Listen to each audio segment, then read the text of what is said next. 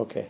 Hi, my name is Ann Hunt, and I met Scott and Myrt very soon after I married my husband Steve Hunt, in 1976, because Scott and Steve grew up together. I appreciated that Scott and Myrt were very friendly and a lot of fun when I met them. They had some great anecdotes about my husband Steve, and since we married, Steve and I got married after we only knew each other for 3 months, I was interested in kind of filling in the blanks. So I remember one particular anecdote that Scott and Myrt gave, which was that Steve ate a piece of steak that he had had in his refrigerator at Colgate for about 4 months. And they were appalled. But Scott and Myrt, I want you to know that he's still the same eat no food before it's time guy. Scott and Myrt would visit Buffalo to see Scott's mother June, who was a wonderful person. So we got to know them quite well.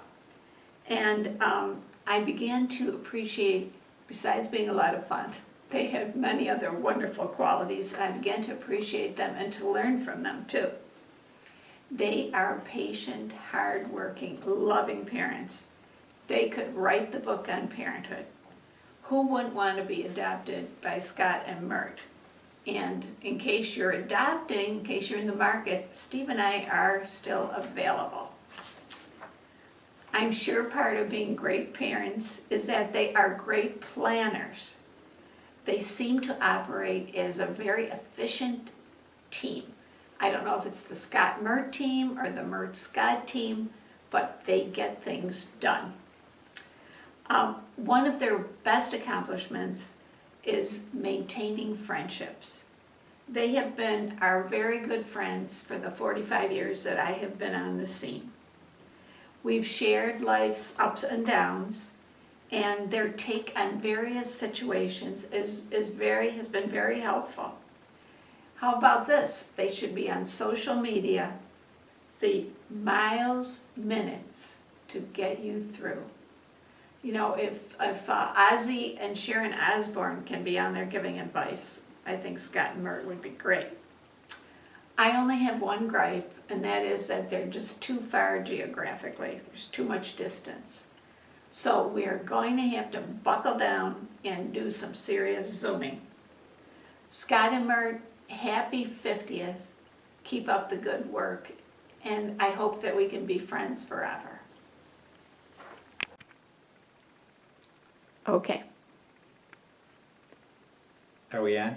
Yep. All right. Scott and Myrt, happy 50th wedding anniversary. And it's not like I could have had you miss your wedding, but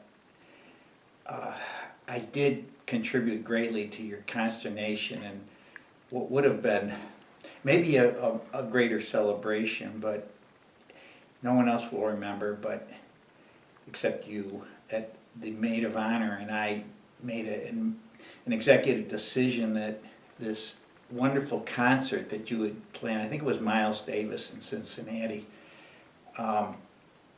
great tickets. We decided on the way meeting you there that it would be better if you had the night to yourselves, being your wedding. So we didn't show up. The only problem was we never told you what we were doing, and I think you probably spent the entire wedding night at the police station trying to find us. So apologize for that. I think I did apologize before, but I want to go on record saying sorry for wrecking your wedding night. Anyhow, it's been wonderful knowing Myrt as well as Scott throughout all the years. Several times that I was able to spend a little time with her. My college roommate was in Buffalo, and Myrt and I and Steve Hanna went to the movies together, spent the night there, had dinner and stuff. And Scott, I think, was in China, and I'm pretty sure he was on a special assignment from the Democratic National Committee to get some great ideas for our own society from China. So anyhow, thank you, Scott, for that. Myrt, I've always been very close to Myrt, kept careful track of her because our birthdays, Myrt is much older than I am. She was born on July 25th and I was July 26th, so it's always a source of some comfort knowing that Myrt is so much older than I am. But anyhow, there's no one in the whole world now, in any part of this world that I've known longer than Scott. Our parents are gone. I guess I've known Scott for 68 years. He was, I think since we were maybe 4 years old at Central Park Church together.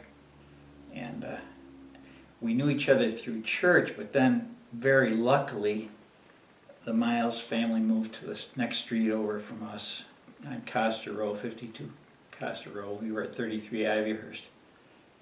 And that was about 7th grade, and from 7th grade through high school, we went to school every single day together. And we were in the same homeroom. And we went to church camp together, Methodist Youth Fellowship Camp.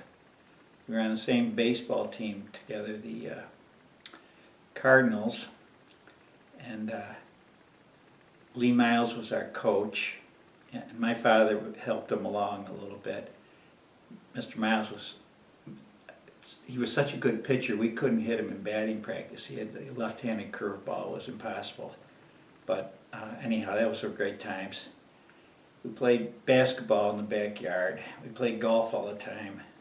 Scott was always better than I was in all of these things. But we walked to school every single day in high school, 10th grade through 12th grade. Until, very luckily, Scott got a Triumph TR4 probably sometime in our senior year, so that was pretty hot. And then I visited him multiple times throughout in Myrt, at Kent. The first time we were there's something about Kent that was pretty unnerving. If I pull in, I think we came in at like 3 in the morning, and we couldn't find the street. There were no street signs. We kept looking up for the street signs, and until I think a policeman or someone told us, no, they're a foot and a half off the ground. So finally, after driving through Kent for an hour and a half, we found Scott's apartment, but that was an interesting little geographic education.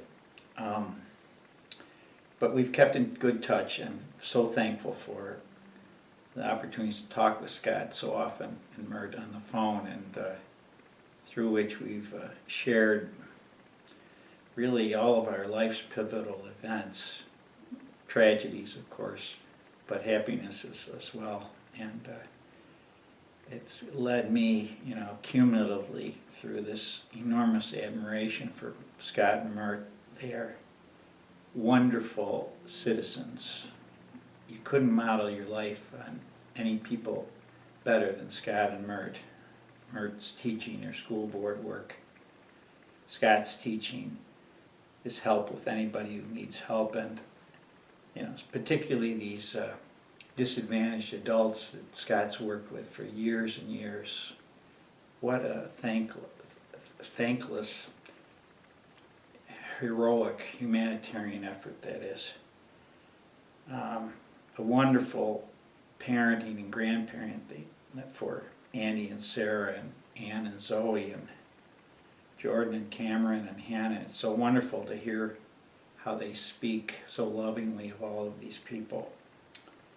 So, happy anniversary, and on a wonderful life together for the both of you. It's just been such a thrill to know you people for so long. You're just the best friends, and we really appreciate knowing you, and let's go for another 100 years after this. Thank you. Happy anniversary.